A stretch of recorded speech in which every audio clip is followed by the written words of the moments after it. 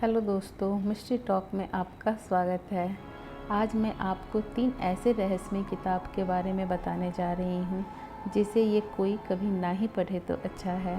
तो इस वीडियो को इन तक देखिएगा और अगर मेरी ये वीडियो पसंद आई हो तो वीडियो को लाइक, शेयर और सब्सक्राइब करना मत भूलिएगा। मानव सभ्यता को इतिहास में ऐसी अनेक किताबें दी हैं जो कि उसके आगे के जीवन के लिए एक मार्गदर्शिका के रूप में काम करती है।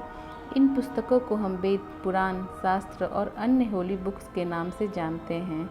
यह बुक्स अलग अलग जाति, धर्म और संप्रदाय को मानने वाले लोगों के लिए उनके जीवन का फलसफा है।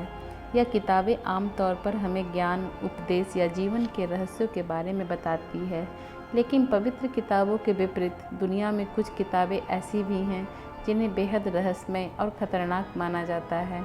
माना जाता है कि इन किताबों में अनेकों ऐसी बातें लिखी हैं जिन्हें इंसान ना ही जाने तो ठीक है। पर चलिए दोस्तों, शुरू करते हैं इन रहस्यमय और शैतानी किताबों के बारे में। दुनिया की 3 सबसे रहस्यमय किताबें। पहला, कोडेक्स गिगास। कोडेक्स गिगास, जिसे लोग डेविल्स बाइबल के नाम से भी जानते हैं, मान्यताओं के अनुसार इस किताब को 13वीं शताब्दी में एक बेनेडिक्टाइन मठ में मॉन्क द्वारा लिखा गया था। इस सन्यासी ने अपने पंथ के कुछ महत्वपूर्ण नियमों का उल्लंघन किया था, जिसके कारण बोहेमिया के राजा ने उसे दीवार में चुनवा देने का आदेश दिया।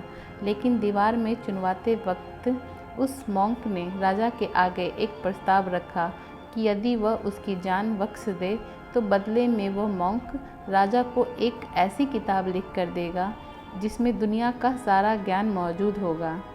राजा ने उस मॉन्क के शर्त को मान लिया और उसे उस किताब को लिखने के लिए ज़रूरी सभी सामान मुहैया करवा दिया गया। लेकिन एक रात में एक ऐसी किताब को लिखना जिसमें बेशुमार रहस्य हो, वाकई नामुमकिन काम था। मॉन्क ने शैतानी मंत्रों द्वारा लूसीफर का आवाहन किया।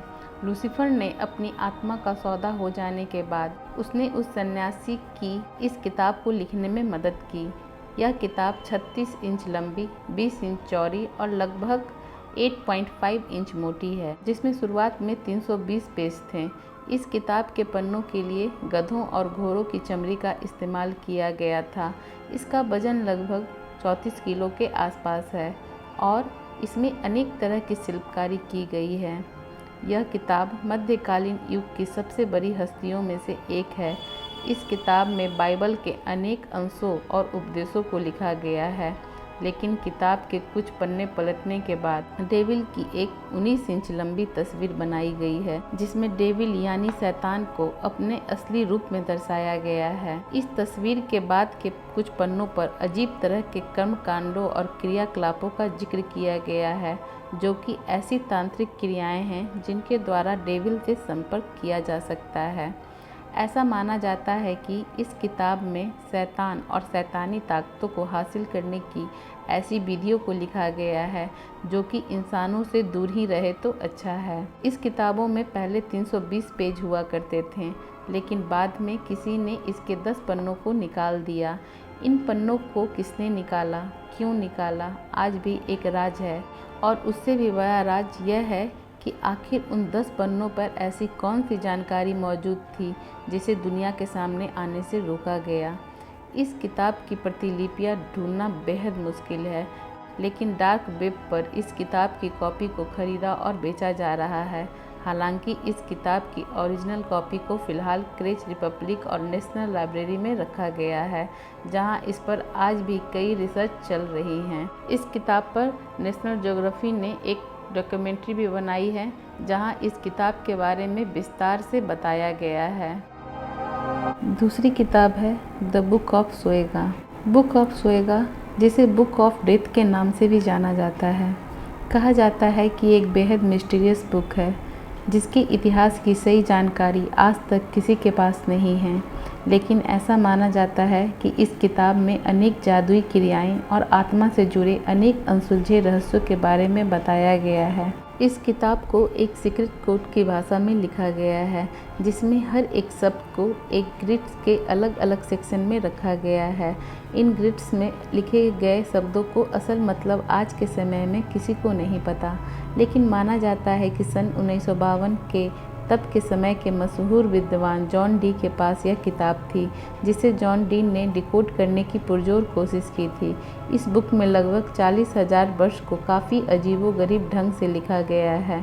जैसे जैसे जॉन डी ने इस किताब के कुछ अंशों को डिकोड करना शुरू किया, वो समझ गए कि यह किताब जादुई मंत्रों से भरी हुई है। लेकिन महज कुछ ही बातों को डिकोड करने में जॉन डी की सारी उम्र चली गई और उनके मरने के बाद यह किताब कहाँ गई, इस किताब की मालूमात किसी के पास नहीं थी। अतः इस किताब को एक विलुप्त किताब मान लिया गया। लेकिन सन 1990 में अचानक इस किताब को ब्रिटिश लाइब्रेरी के एक कोने में पाया गया। ठीक उसी समय के आसपास इस किताब की एक और जादुई प्रतिलिपि बॉडलियन लाइब्रेरी ऑफ ऑक्सफोर्ड में जादुई तरीके से बरामद हुई। दोनों ही जगह के अधिकारियों का यह दावा है कि इससे पहले यह किताब उन लाइब्रेरीज में नहीं थी। आज भी यह किताब उन दोनों लाइब्रेरीज में पड़ी हुई है और आज भी इस किताब को कोई भी डिकोड नहीं कर सका है। तीसरी किताब है द ग्रैंड ग्रिमोर। इस किताब को एक ऐसे इंसान द्वारा लिखा गया था जिसके बारे में यह माना जाता है कि वह किसी बुरी आत्मा के बस में था। इस किताब को 15 शताब्दी के शुरुआती वर्षों में लिखा गया था। इस किताब में काले जादू और शैतानी आत्माओं को बुलाने के लिए कई विधियों का विस्तृत वर्णन के साथ ही इस किताब में तांत्रिक क्रियाओं और शैतानी यानी डेविल को इंसानी बलि देने की क्रिया को भी विस्तार से समझाया गया है। ऐसा माना जाता है कि यह किताब पढ़ने वालों के दिमाग पर इतना बुरा असर डालती है कि जो भी इस किताब को पूरा पढ़ लेता है वो बुरी आत्माओं के काबू में आ जाता है।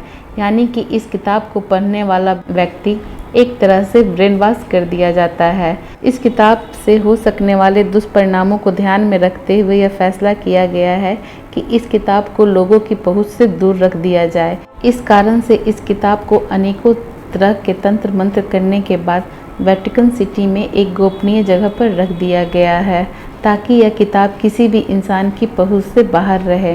यूँ तो किताबें हमारे मानसिक विकास के लिए एक सबसे ज़रूरी साधन हैं, लेकिन आज के लेख में बताई गई किताबें इसके विपरीत हैं।